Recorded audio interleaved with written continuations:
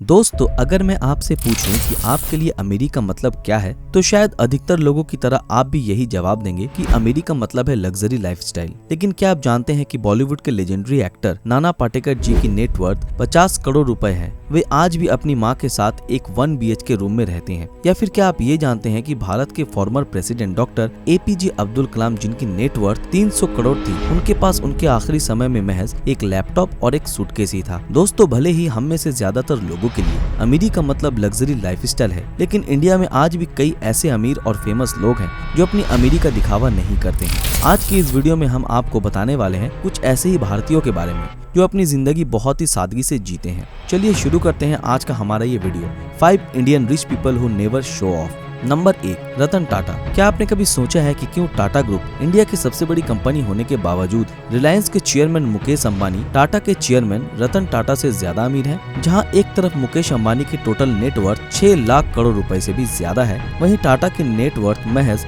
7,000 करोड़ रुपए ही है। दरअसल टाटा की इतनी कम संपत्ति होने के पीछे का कारण है इनकी दानवीरता। रतन टाटा अपनी कमाई का लगभग 60% हिस्सा दान कर चुके हैं। टाटा अगर आज अपनी इतनी संपत्ति दान नहीं करते तो वे आज शायद इंडिया के सबसे अमीर इंसान होते। लेकिन Tata simple living, high thinking में विश्वास रखते हैं। रतन टाटा इतने बड़े दानी होने के साथ साथ एक केयरिंग इंसान भी है। एक बार की बात है जब टाटा में काम करने वाला एक एम्प्लॉय 2 साल से बीमार था। टाटा को जब इस बात की खबर मिलती है तो टाटा तुरंत बिना कुछ सोचे समझे, बिना किसी सिक्योरिटी के मुंबई से पुणे उस एम्प्लॉय से मिलने के लिए निकल पड़ते हैं। अब आप समझ चुके होंगे कि रतन टाटा कितने दरियादिल इंसान हैं। लेकिन टाटा की दरियादिली का महज ये एक ही किस्सा मशहूर नहीं है। जब साल 2008 में ताज पर 26/11 का अटैक होता है तो उसमें ताज के कई एम्प्लॉयज मारे जाते हैं और कई लोग घायल होते हैं। ताज होटल टाटा ग्रुप के अंडर में ही आती है, इसलिए रतन टाटा उन सभी कर्मचारियों के घर गए जिन्होंने अपने को खोया। टाटा ने उन लोगों की काफी मदद की। कहा जाता है कि टाटा अपने कर्मचारियों की इतनी देखभाल करते हैं कि वे टाटा ग्रुप में काम करने वाले अधिकतर कर्मचारियों के नाम भी जानते हैं। टाटा हमेशा कहते हैं कि उनके लिए ये बात मायने नहीं रखती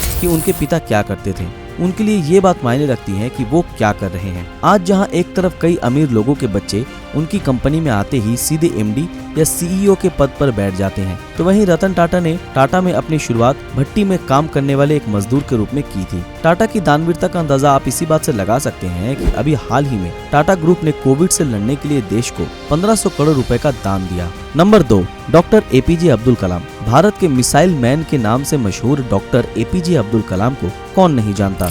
अब्दुल कलाम भारत के पूर्व राष्ट्रपति थे। इन्होंने इंडिया को न्यूक्लियर पावर बनाने में बहुत बड़ी मदद की थी। डॉक्टर APJ अब्दुल कलाम का नाम सुनते ही जो चीज दिमाग में सबसे पहले आती है वो है उनकी दानवीरता। राष्ट्रपति पद पर रहते हुए अब्दुल कलाम ने अपनी पूरी तनख्वाह चैरिटेबल ट्रस्ट को दान कर दी थी। उनका मानना था कि जब एक राष्ट्रपति का पूरा खर्चा सरकार उठाती है तो उन्हें पैसे की क्या जरूरत है। अब्दुल कलाम के इतने दानवीर होने के पीछे एक दूसरा कारण भी है। दरअसल जब कलाम बच्चे थे तो उनके परिवार की आर्थिक स्थिति बिल्कुल भी अच्छी नहीं थी।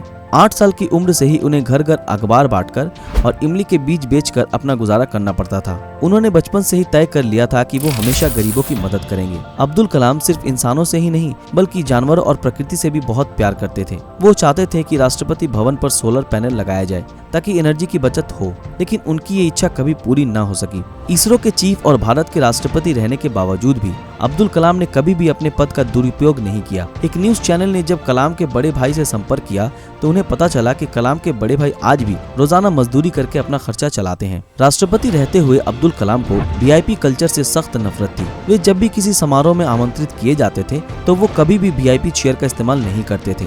वे हमेशा आम लोगों के बीच बैठते थे। 300 करोड़ की नेटवर्थ और इतने बड़े व्यक्ति होने के बावजूद कलाम के पास उनके आखिरी वक्त तक उनके पास सिर्फ किताबें, एक वीणा, एक CD प्लेयर, उनके कुछ कपड़े और महज एक लैपटॉप था। नंबर 3, नाना पाटेकर। दोस्तों, क्या आप जानते हैं कि बॉलीवुड के लेजेंडरी एक्टर नाना पाटेकर आज भी अपने मां के साथ सिर्फ एक 1 BHK रूम में रहते हैं। अपनी हर फिल्म के लिए 1 से 2 करोड़ रुपए लेने वाले नाना ब्रांड एंडोर्समेंट के लिए भी 1 करोड़ रुपए तक लेते हैं, जिस कारण उनकी नेटवर्थ लगभग 50 करोड़ रुपए है। लेकिन बावजूद इन सब के नाना आज भी बहुत ही साधारण तरीके से रहते हैं। नाना की इस सादगी के पीछे का कारण है इनके बचपन की गरीबी। बॉलीवुड में आने से पहले नाना अपना पेट पालने के लिए मजदूरी करते थे। बॉलीवुड से पहले नाना ने बहुत ही मुश्किल दौर देखा था, इसलिए नाना का मानना है कि आज उनके पास जो भी शानो शौकत और स्टारडम है ये टेम्पोररी है। एक दिन ये सब जब उनका साथ छोड़ देगा तब उनके लिए इसके बिना जीना मुश्किल हो जाएगा। इसलिए वो कभी भी अपनी जड़ों को नहीं भूले और उन्होंने कभी खुद को इस स्टारडम की आदत नहीं लगने दी। नाना पाटेकर हर साल अपनी कमाई का लगभग 90% हिस्सा दान कर देते हैं। साल 2015 में उन्होंने गरीब किसानों की मदद के लिए नाम फाउंडेशन की स्थापना की और उन्होंने इस फाउंडेशन में 22 करोड़ रुपए दान भी दिए। नाम फाउंडेशन आज कई गरीब किसानों की सिंचाई और कृषि संबंधी उपकरण खरीदने में मदद करती है। नाम फाउंडेशन की स्थापना के बाद नाना कई किसानों से मिले और उन्होंने इन किसानों को ये भरोसा दिलाया कि अगर कभी भी उन्हें आत्महत्या जैसे ख्याल आए तो वे हमेशा उनकी मदद के लिए खड़े हैं। नंबर 4, सोनू सूद।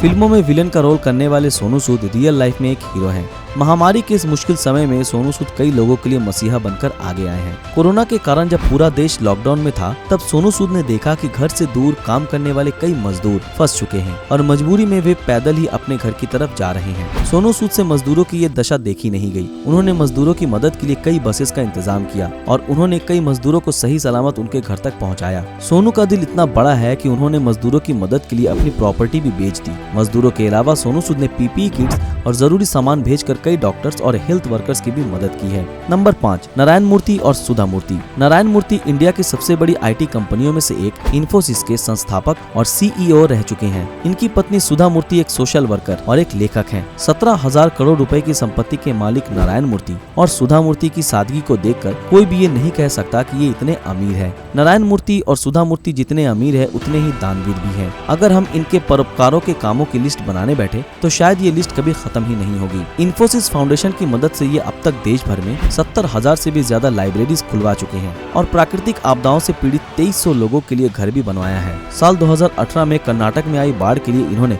25 करोड़ रुपए दान भी दिए। इसके अलावा इन्होंने अभी हाल ही में कोरोना में देश को 150 करोड़ रुपए भी दान किए और कई हॉस्पिटल्स में पीपीई किट्स और जरूरी सामान भी दान किए। बात अगर इनकी सोशल वर्क की करें तो सुधा मूर्ति जी ने सेक्स वर्कर्स और ट्रांसजेंडर्स के लिए बहुत काम किया है। ये अब तक 3000 महिलाओं को रेड लाइट एरिया के दलदल से बाहर निकाल चुकी हैं। तो दोस्तों ये थे वो 5 नाम जिन्होंने अपनी सादगी से सबका दिल जीत लिया। लेकिन ये वीडियो एक और शख्स का नाम बताए बिना कभी खत्म ही नहीं हो सकता। ये शख्स है अजीम प्रेम जी। विप्रो के चेयरमैन प्रेम जी का नाम देश के सबसे अमीर लोगों में शुमार होता है। हाल ही के समय महामारी के दौरान इन्होंने देश को हर रोज लगभग 22 करोड़ रुपए का दान किया, जिससे अगर टोटल किया जाए तो ये 7,900 करोड़ रुपए होते हैं। तो दोस्तों ये वीडियो आपको कैसा लगा हमें कमेंट में जरूर बताएं। अगर ये वीडियो आप लोगों को पसंद आया तो इस वीडियो को लाइक और ज्यादा से ज्यादा शेयर जरूर करें। अगर आप हमारे चैनल पर नए हैं तो हमारे चैनल को सब्सक्राइब करके बेल आइकन ऑन कर दें और जिन लोगों ने हमारे फेसबुक पेज को अभी तक फॉलो नहीं किया वो तुरंत फॉलो कर दें। तो फिर मिलते हैं आपके साथ अगली वीडियो में, तब तक के लिए अलविदा।